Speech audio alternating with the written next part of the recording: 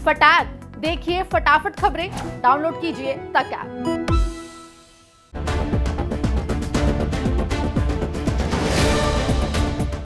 भाजपा नेत्री सोनाली फोगाट की मौत को लेकर अब रोज नए नए खुलासे हो रहे हैं। हालांकि उनके भाई रिंकू ढाका ने सोनाली के पोस्टमार्टम की हामी भर दी है और आज गोवा में सोनाली फोगाट का पोस्टमार्टम किया जाएगा। आपको बता दें कि साथ ही इस पोस्टमार्टम की वीडियोग्राफी भी होगी।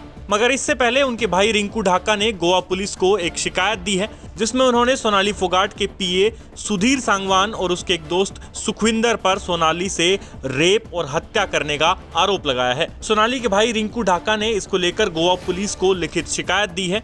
रिंकू ने अपनी शिकायत में क्या कुछ लिखा है, आइए आपको पढ़कर सुना देते हैं। सेवा में एसएचओ साहब, थाना अंजुना, नॉर्थ गोवा। श्रीमान जी, निवेदन है कि मैं रिंकू ढाका सन ऑफ श्री महावीर सिंह ढाका, जाति जाट, निवासी गांव भूथन कला, जिला फतेहाबाद, हरियाणा का रहने वाला हूं। हम 5 भाई बहन हैं। जो मेरी बड़ी बहन का नाम रेमन फोगाट, उससे छोटी सोनाली फोगाट व रुपेश पुनिया व वतन ढाका है। जो मेरी दोनों बहनें रेमन फोगाट व सोनाली फोगाट की शादी एक ही घर में हिसार में हुई थी। जो सोनाली फोगाट के पति का नाम श्री संजय फोगाट सन ऑफ श्री कृष्ण फोगाट, जाति जाट, निवासी संतनगर, हिसार है। जो मेरी बहन सोनाली फोगाट की शादी के 19 साल बाद मेरे जीजा संजय फोगाट का देहांत हो चुका है। मेरी बहन सोनाली फोगाट पिछले 15 वर्षों से फिल्मों में एक्ट्रेस के रूप में व राजनीति में बीजेपी पार्टी में एक सक्रिय कार्यकर्ता के रूप में कार्य करती है और 2019 में सोनाली फोगाट ने बीजेपी पार्टी की तरफ से आदमपुर विधानसभा से चुनाव लड़ा था। जो इस चुनाव के दौरान मेरी बहन सोनाली फोगाट के पास एक कार्यकर्ता के रूप में सुधीर सांगवान सन ऑफ श्री सतवीर सांगवान, निवासी रोहतक व सुखविंदर वासी भिवानी आए थे। जिसके बाद सुधीर सांगवान सोनाली फोगाट के पास पीए के रूप में काम करने लग गया था, जिस कारण सोनाली फोगाट सुधीर सांगवान व सुखविंदर पर विश्वास करने लग गई थी। जो साल 2021 में मेरी बहन सोनाली के घर पर चोरी हुई थी। जो इस चोरी के संबंध में मुकदमा नंबर 69 दिनांक 15/2/2021 धारा 457 380 IPC थाना HTM मेन गेट हिसार दर्ज हुआ था। जब से सुधीर सांगवान सोनाली फोगाट के पीए के रूप में कार्य कर रहा था, तो कुछ समय बाद ही सुधीर सांगवान ने सोनाली के घर पर काम करने वाले कुक व नौकरों को हटा दिया था। सोनाली के खाने का भी वो खुद ही व्यवस्था करता था। 3 महीने पहले सोनाली का मेरे पास फोन आया था और मुझे बताया था कि सुधीर ने मुझे खाने में खीर दी थी। जो खीर खाने के बाद मेरे हाथ पैर कांपने लगे थे और मेरे हाथ पैरों ने काम करना बंद कर दिया था। जिस बारे में मैंने सुधीर से पूछा तो सुधीर ने मुझे गोलमोल जवाब देकर गुमराह कर दिया था। जो सोनाली फोगाट का सुधीर पर अपना पीए होने के कारण अपने सभी प्रकार के लेन देन व कागजात कार्रवाई सुधीर सांगवान के द्वारा ही करती थी, जिस कारण सुधीर सांगवान द्वारा दिए गए किसी भी कागजात पर बिना पढ़े लिखे सोनाली अपने हस्ताक्षर कर देती थी। दिनांक 22/8/2022 को शाम के समय मेरी बहन सोनाली फोगाट मेरे छोटे जीजा अमन पुनिया सन ऑफ श्री विजय पुनिया, निवासी मकान नंबर 618 अर्बन स्टेट हिसार के पास फोन आया और अमन पुनिया को बताया कि सुधीर ने मुझे खाने में कुछ मिलाकर दिया है, जिस कारण मेरे शरीर में बेचैनी और घबराहट बढ़ रही है।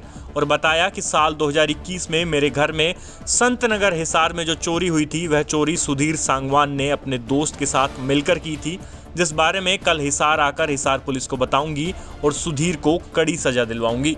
और कहा कि लगभग 3 साल पहले सुधीर सांगवान ने संतनगर हिसार में मेरे घर पर खाने में नशीला पदार्थ मिलाकर मेरे साथ बार बार दुष्कर्म किया था, जिसकी सुधीर सांगवान ने वीडियो बना ली थी। जो मेरे साथ दुष्कर्म करने की वीडियो को वायरल करने की धमकी देकर मुझे ब्लैकमेल करता था। जो वह कहता था वो ही मुझसे करवाता था। जिसके बाद सुधीर सांगवान ने वीडियो वायरल की धमकी देकर मेरे साथ कई बार दुष्कर्म किया और कहा कि अगर तुमने इस बारे में कहीं पर कुछ बताया तो मैं तुम्हारा फिल्मी करियर व राजनीतिक करियर खत्म कर दूंगा। जिसके बाद से ही सुधीर सांगवान ने मुझ पर इतना दबाव बना दिया कि मैंने अपने घर वालों व रिश्तेदारों से डर के कारण बातचीत करना बंद कर दिया था। जो मेरे दोनों फ़ोन, प्रॉपर्टी के कागजात, ATM कार्ड, घर की सभी चाबियां सुधीर सांगवान अपने ही पास रखता था। जिसके बाद सोनाली फोगाट ने अमन को बताया कि सुधीर सांगवान अपने दोस्त सुखविंदर के साथ मिलकर कुछ भी गलत कर सकते हैं, फिर एकदम फ़ोन काट दिया। उसी दिन रात को मेरी बहन सोनाली फोगाट की बात मेरी माँ से हुई और फोन पर मेरी माँ को बताया था कि सुधीर ने मुझे खाना दिया है, जिसके बाद मेरे शरीर में बेचैनी और घबराहट बढ़ गई है और शरीर कमजोर पड़ता जा रहा है। फिर सोनाली का फोन एकदम से कट गया। फिर दिनांक 23/8/2022 को समय करीब 8:30 बजे सुबह सुधीर सांगवान का मेरे बड़े भाई वतन ढाका के पास फोन आया कि आपकी बहन सोनाली फोगाट का फिल्म की शूटिंग के दौरान मौत हो गई है। सूचना पाकर मैंने अपने परिवार के सदस्यों के साथ गोवा में आया और यहाँ पर अपने तौर पर पता किया तो यहाँ पर किसी प्रकार की कोई फिल्म की शूटिंग नहीं थी और ना ही फिल्म शूटिंग का पहले से कोई प्रोग्राम था। मेरी बहन सोनाली फोगाट ने हमें चंडीगढ़ में रुकने का ही कार्यक्रम बताया था, जो सुधीर सांगवान व सुखविंदर उपरोक्त ने मिलकर मेरी बहन सोनाली फोगाट की हत्या, उसकी संपत्ति हड़पने व राजनीतिक षड्यंत्र के तहत की है। इस हत्या में सुधीर सांगवान व सुखविंदर उपरोक्त के अलावा अन्य लोग भी शामिल है, जो सुधीर सांगवान व सुखविंदर व अन्य के खिलाफ कानूनी कार्रवाई करके सख्त से सख्त सजा दिलवाई जाए। प्रार्थी रिंकू ढाका। तो ये थी वो लिखित शिकायत जो सोनाली फोगाट के भाई रिंकू ढाका ने गोवा पुलिस को दी है।